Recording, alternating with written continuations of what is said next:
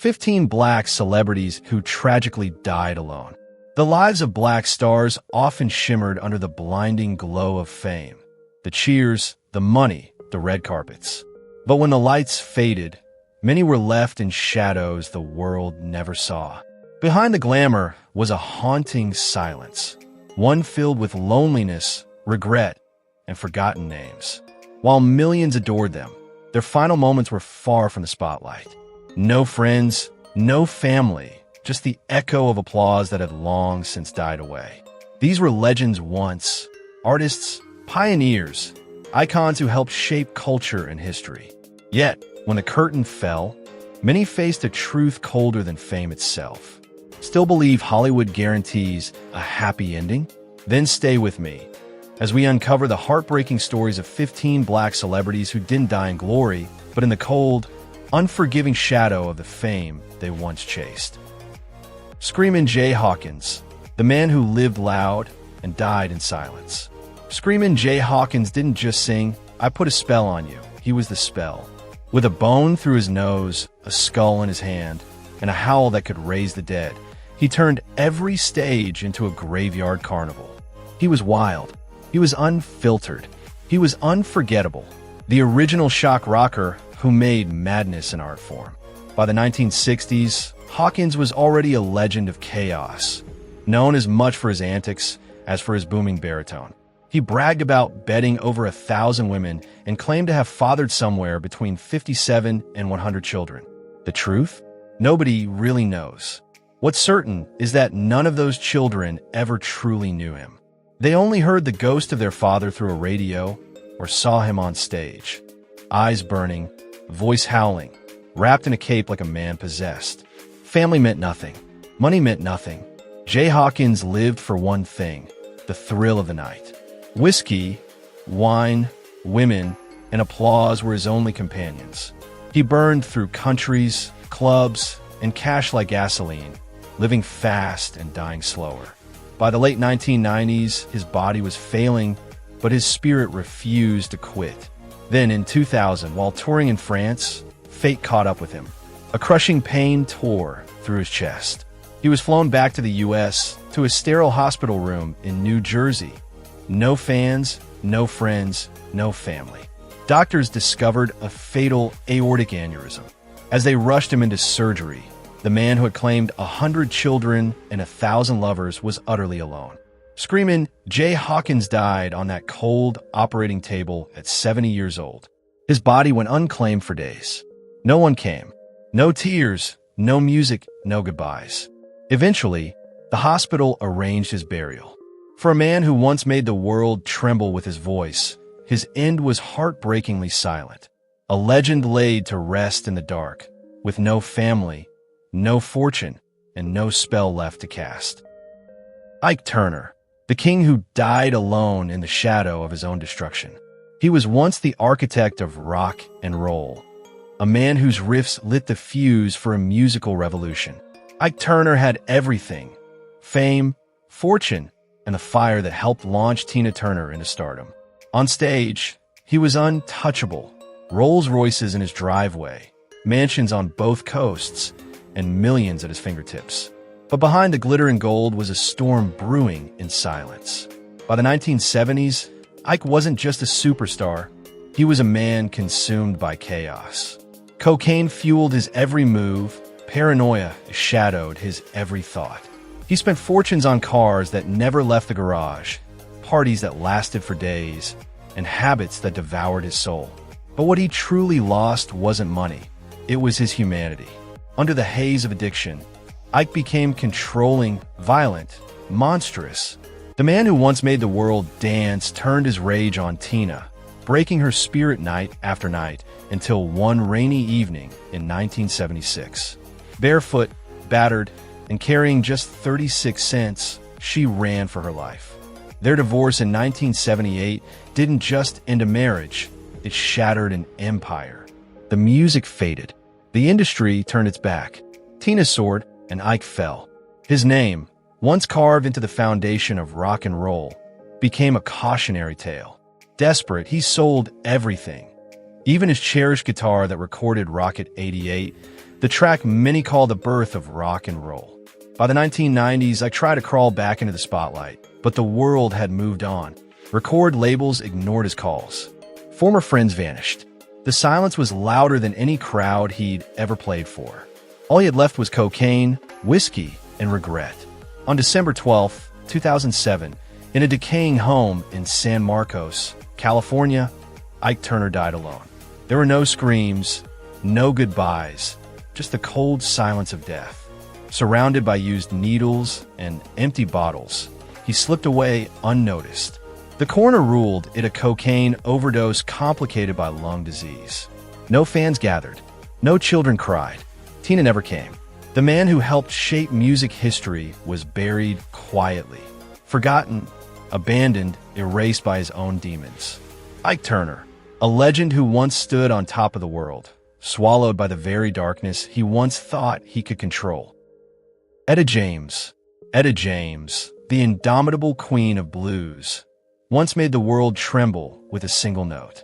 At Last wasn't just a love song. It was a soul laid bare, a confession sung in velvet pain. Her voice could melt steel and mend hearts, earning her Grammys, glory, and the kind of fame that turned her name into legend.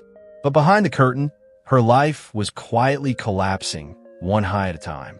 In the 1960s, Etta was making hundreds of thousands a year and spending every dime chasing the next fix.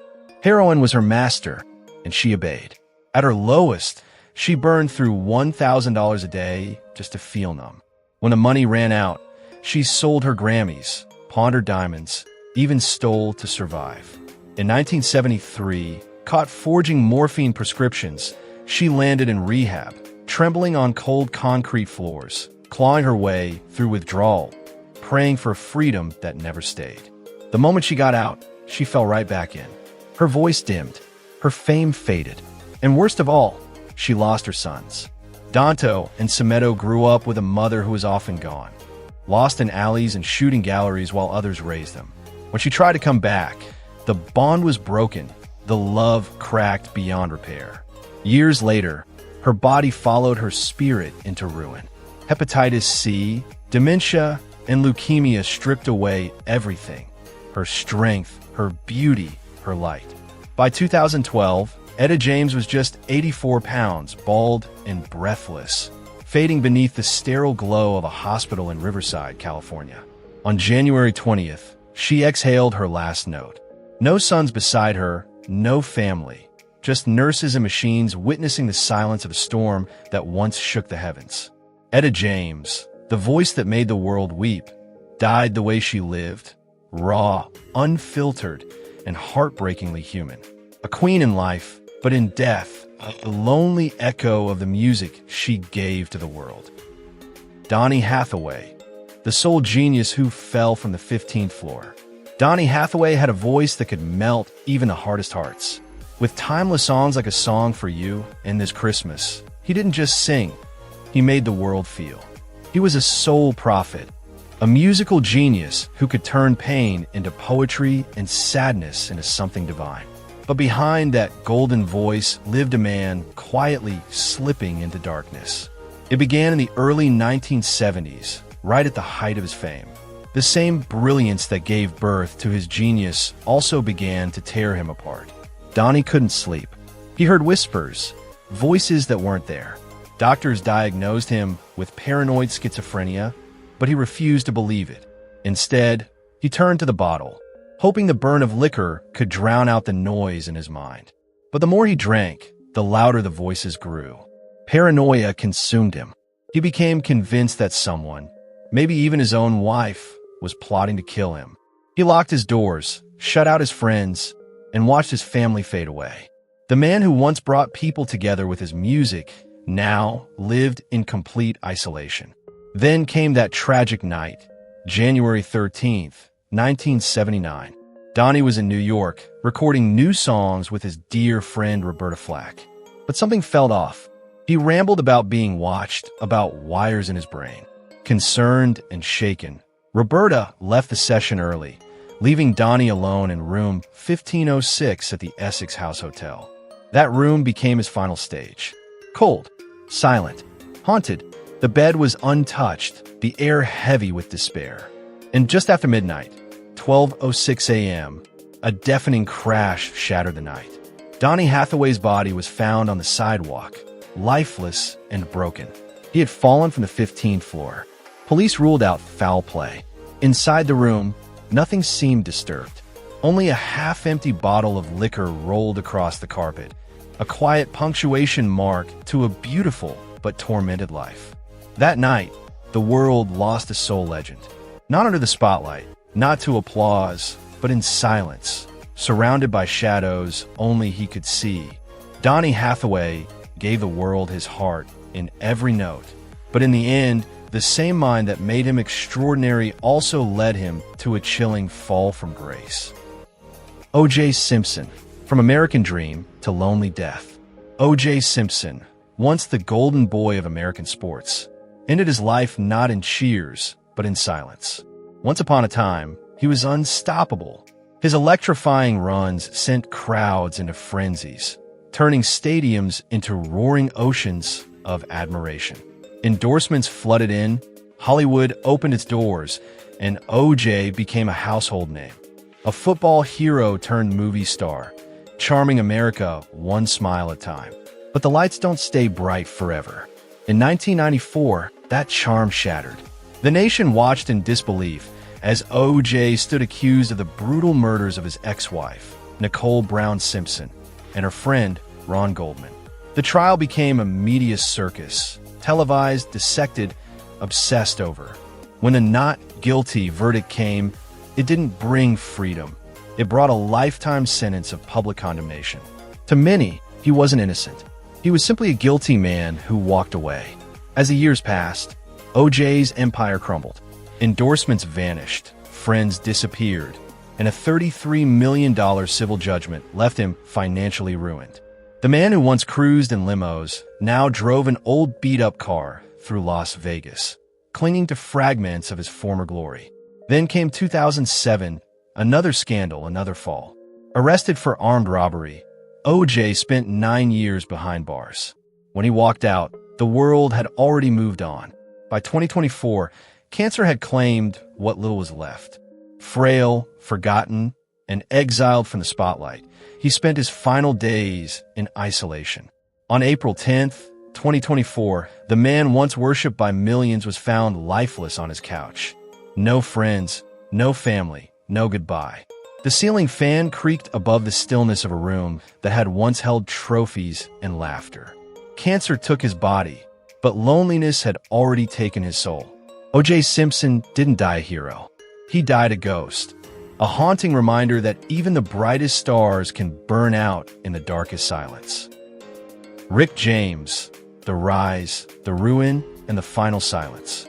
Rick James, once crowned the undisputed king of funk, didn't leave this world in a blaze of glory, but in a whisper buried under the weight of his own demons. In the electric 1980s, he was unstoppable. With Super Freak, he didn't just top the charts, he owned them. Rick had it all: fame, fortune, women, wild nights, and an energy that could set a stage on fire. But behind the neon lights and roaring crowds, a darker rhythm played.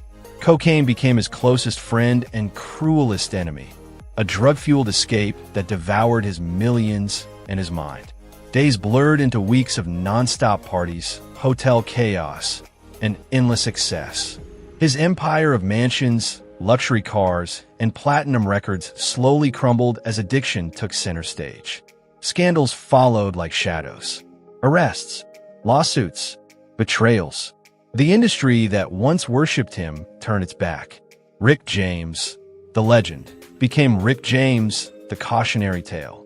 By the 1990s, he tried to rise again, but his body was already broken, ravaged by stroke, diabetes, and liver failure. The once vibrant superstar now lived alone in a small Los Angeles house, stripped of glamour, haunted by silence. No screaming fans, no spotlight, just empty bottles and fading memories of what used to be. In the early hours of August 6th, 2004, Rick called 911. His voice was weak, slurred, a faint echo of the man who once roared across stages. By the time paramedics arrived, the music had stopped. He was gone, motionless, alone. The autopsy found 9 different drugs in his system, including cocaine. His heart, the same one that pulsed with funk and fire, had finally given out. There was no grand farewell, no glittering tribute, just a quiet burial and the heavy silence of a world that had already moved on. Rick James died as he lived in his final years, forgotten, broken, but unforgettable. Phyllis Hyman. Phyllis Hyman wasn't just a singer, she was royalty. The regal queen of soul whose voice could melt stone and lift the darkest spirits. With timeless hits like You Know How to Love Me, she ruled the stage with elegance, passion, and a voice that wrapped audiences in velvet emotion. Every note was a confession, every performance a storm of grace and pain. But behind that radiant smile, Phyllis was waging a silent war, a battle against depression, addiction, and crushing loneliness. The 1980s were her golden era. Record labels chased her, fans adored her, and the spotlight never seemed to fade. Yet inside, she felt hollow. The pressure to stay perfect, the endless expectations, and her own demons gnawed at her spirit. When the music stopped, the silence became unbearable. She turned first to alcohol, then to sleeping pills, searching for peace she could never find. What began as an escape became a slow descent into addiction. Phyllis had no children, no close family to catch her when she fell. Love affairs came and went, each leaving a deeper scar. As the years passed, her once vibrant circle of friends thinned. By the early 90s, the calls stopped, the record deals vanished, and her name faded from the charts. She was living, but forgotten. On June 29, 1995, alone in her New York apartment, Phyllis took a final dose of sleeping pills. The next morning, her assistant found her, still, silent, gone. The headlines called it suicide, but to those who knew her pain, it was the end of a long surrender. Depression, addiction, isolation, they had all conspired to steal her light. Her funeral was small, quiet, almost unnoticed. No flashing cameras, no roaring crowd. Just a faint echo of a voice that once shook the heavens. Phyllis Hyman left this world the way she spent her final years. Elegant, aching, and tragically overlooked. Her brilliance didn't fade. It was simply extinguished too soon. Prince, the lonely genius consumed by brilliance and undone by pain. He wasn't just a pop icon. He was a force of creation, a man who turned music into emotion and silence into sound. With masterpieces like Purple Rain and When Doves Cry, Prince didn't just perform, he transcended. His voice, his style, his defiance of labels made him a one-man revolution. In the 1980s and 1990s, he was untouchable.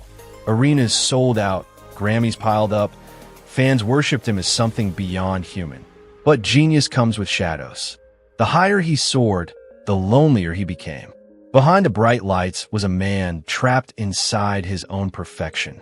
2 failed marriages, a son gone too soon, and a heart weighed down by loss. Prince buried his pain in his art, in his solitude, and the quiet addiction that would one day take him away.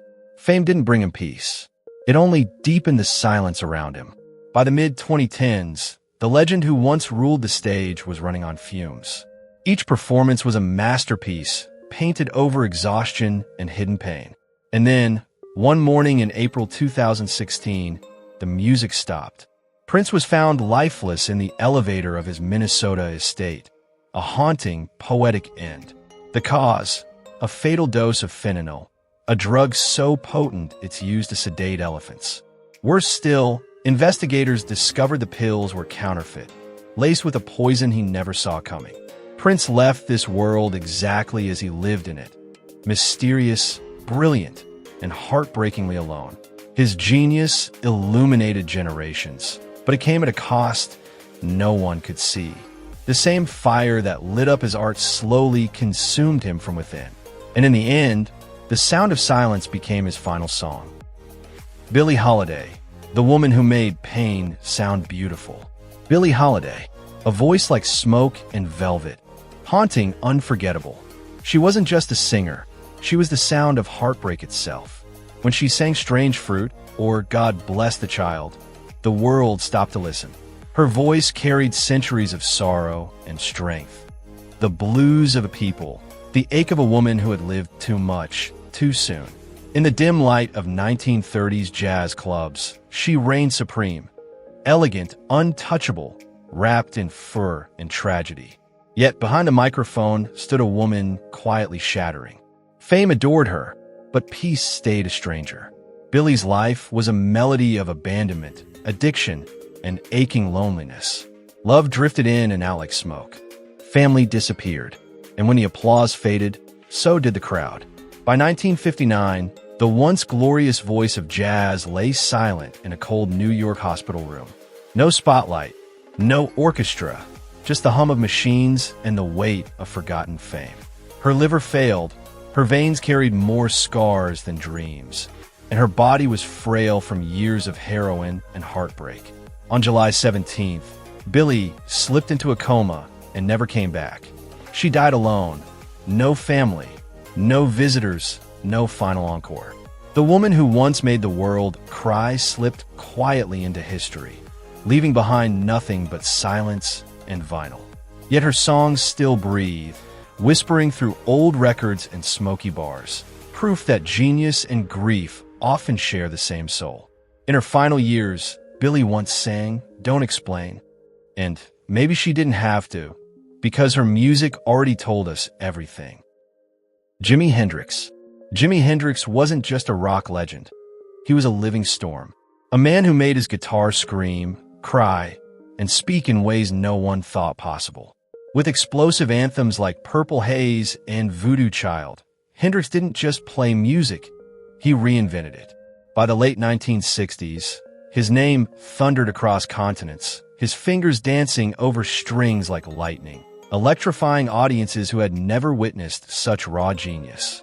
But behind the blazing stage lights was a man quietly unraveling. Fame couldn't drown out the demons in his mind.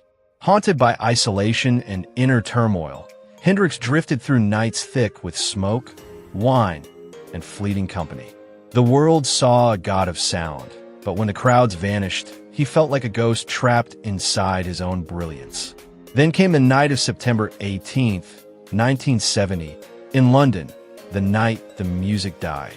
After dinner and drinks with a woman, exhausted and restless, Jimmy took 9 Vesperax sleeping pills, 18 times the recommended dose. By morning, he was unresponsive, his breath shallow, his body limp. Paramedics rushed him to St. Mary Abbott's Hospital, but it was too late. Jimi Hendrix, the man who changed the sound of a generation, was gone, suffocated not just by the pills, but by the loneliness that fame could never cure. His death wasn't merely an overdose. It was a tragedy that shook the soul of music itself. A heartbreaking reminder that even the brightest stars can burn too fast, consumed by the darkness they hide behind the light. Coolio, a legend's final fall in silence. Coolio, the man who gave the world Gangsta's Paradise, wasn't just a rapper. He was a movement. With his wild braids, fearless rhymes, and raw tales of survival, he became the poetic voice of a generation trapped between struggle and ambition. His music didn't just top charts. It told the truth, the kind most were too afraid to speak. But as the world applauded, the man behind the mic began to fade. The fame, the lights, the endless noise, it all came with a cost. Addiction crept in quietly. Love slipped away, and the family he once leaned on grew distant. The stage that had once made him feel invincible now only echoed his loneliness. Money troubles followed. Friends disappeared. The calls stopped coming. The same industry that once celebrated his rise now looked away. Coolio, the man who once ruled the airwaves, found himself lost in the silence of his own thoughts, haunted by the ghosts of his past and the weight of regrets that never let go. By late 2022, he was living in a friend's modest home in Los Angeles. No red carpets, no cameras, no crowd chanting his name. Just a quiet house filled with old memories and fading echoes of applause. Then, on September 28th, tragedy struck. Coolio was found lifeless in the bathroom. gone from a fatal fentanyl overdose. There are no final goodbyes, no family by his side, only stillness. The man who once roared across the world with his voice left it in silence.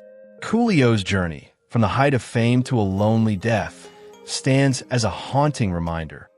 Even legends can be forgotten long before they're gone. Florence Ballard, Purple Dreams and a Slow March to Silence. Florence Ballard, the powerhouse voice that gave life to the Supremes, once stood at the beating heart of Motown's golden age. With classics like Baby Love and Stop, In the Name of Love, her voice became the sound of an era, echoing from Detroit's humble streets to stages across the world. Alongside Diana Ross and Mary Wilson, she co-founded a group that redefined pop and soul music forever. For a time, Florence wasn't just living the dream, she was the dream. But like a purple sunset swallowed by night, her light began to fade. Behind the glamour, cracks widened. Fame brought jealousy, control, and heartbreak. Industry politics and personal battles slowly pushed Florence out of the spotlight she helped build. And then, the unthinkable, she was forced out of the Supremes, the very group she created. That betrayal broke her spirit. Her voice, once the soul of a generation, was silenced, not by time but by pain. Poverty, addiction, and despair replaced the applause. The cheers vanished and the gigs dried up. Alone in a crumbling Detroit apartment, Florence drowned her sorrow in silence and liquor. On February 22, 1976, her heart gave out, a quiet ending to a once thundering life. No crowds mourned, no headlines screamed. Her phone didn't ring. It was a neighbor who found her, the forgotten founder of one of music's greatest groups. Florence Ballard's death was more than tragedy. It was the cruel erasure of a woman who gave the world her voice and lost her own in return. Gary Coleman, from Hollywood's brightest star to its most heartbreaking tragedy. Gary Coleman was once the golden boy of television, a millionaire before he even hit his teens. As Arnold Jackson on Different Strokes, he charmed America with that mischievous grin and his iconic line, "What you talking about, Willis?" But behind that adorable smile lay a story far darker than anyone imagined. A tale of exploitation, heartbreak, and crushing loneliness. Standing just 4 feet 8 inches, Gary's stature was small, but his fame was towering. By the age of 10, he had earned over $8 million. Yet, while other children played outside, Gary worked tirelessly, acting, promoting, performing, unaware that the people closest to him were draining his fortune. His parents and managers treated him less like a son and more like a paycheck on legs. When the lights of Different Strokes finally dimmed, so did his income. At just 18, Gary discovered the unthinkable. His fortune was gone. The people he trusted most had taken everything. In a desperate bid for justice, he sued his parents and former manager. He won, but the victory was hollow. What he recovered was only a fraction of what was stolen. As Hollywood turned its back, Gary's world collapsed. He took odd jobs, security guard, mall worker, even a janitor, just to survive. From primetime to punchline, his fall was brutal. Still, he clung to hope. In 2007, he married Shannon Price, believing love could mend the broken pieces. But instead, the marriage became another nightmare, marked by violent fights and public humiliation. They separated after a year, yet she continued living in his home, controlling much of his fragile life. Poverty and pain shadowed him until the end. On May 26, 2010, in a small Utah bathroom, Gary fell and struck his head. The injury caused a fatal brain hemorrhage. Within 48 hours, he was on life support. And then came the final heartbreak. Shannon, still legally his wife, made the shocking choice to pull the plug. Just like that, Gary Coleman was gone. He was 42 years old. There was no red carpet farewell, no celebrity memorial, no family to claim his body. The boy who once made millions laugh died in silence, alone, forgotten, and betrayed. From child royalty to a cautionary tale, Gary Coleman's life reminds us that in Hollywood, the spotlight can burn brighter than the soul behind it. His story didn't end with applause. but with a whisper the world barely heard. DMX, the rise and fall of a hip-hop warrior. DMX wasn't just a rapper, he was a storm. A raw, unfiltered force that tore through hip-hop with thunder in his voice and pain in his soul. When It's Dark in Hell is Hot dropped in 1998, it wasn't just an album release, it was a cultural explosion. The streets shook. 5 million copies sold, back-to-back #1 records, and an energy so fierce it made the world stand still. For a moment, DMX was untouchable, the alpha of hip-hop with mansions, cars, platinum plaques, and more than $30 million in the bank. But behind the growl that hyped stadiums was a wounded soul crying for peace. Earl Simmons, the boy before the legend, had known only pain. Beaten, abandoned, and left homeless before he was even a man, he turned to drugs at just 14, chasing the numbness that fame could never give. The higher he rose, the deeper his demons clawed. By the 2000s, the cracks began to show. Arrest after arrest, over 30 in total, for drugs, theft, assault, fraud. In 2018, the same man who once filled arenas was sentenced for tax evasion, owing millions to the IRS. When he walked out of prison, hip-hop had moved on. The roar was gone. The money vanished. The icon who once ruled the charts was now broke, forgotten, and wandering in silence. Then came April 2nd, 2021. The headlines returned, but this time it wasn't music news. DMX had overdosed. His heart stopped for 30 long minutes. When doctors brought it back, his brain didn't follow. For 9 silent days, he lay in a coma at White Plains Hospital. No beat, no voice, no prayer circles loud enough to reach him. On April 9th, he slipped away at 50 years old. The man who once moved millions died nearly penniless, his empire gone, his stage forever quiet. Even though he fathered over 15 children, none reportedly stood beside him in his final moments. His story ended not in applause, but in heartbreaking silence. DMX's fall wasn't just about fame fading, it was about pain winning. A reminder that sometimes the loudest voices carry the deepest wounds. His life, his struggle, his roar, all became an echo of what happens when the world celebrates your power but forgets your pain. Did this story touch you? Drop your thoughts below, and don't forget to subscribe for more untold stories behind the fame. Because every legend has a truth the world never saw.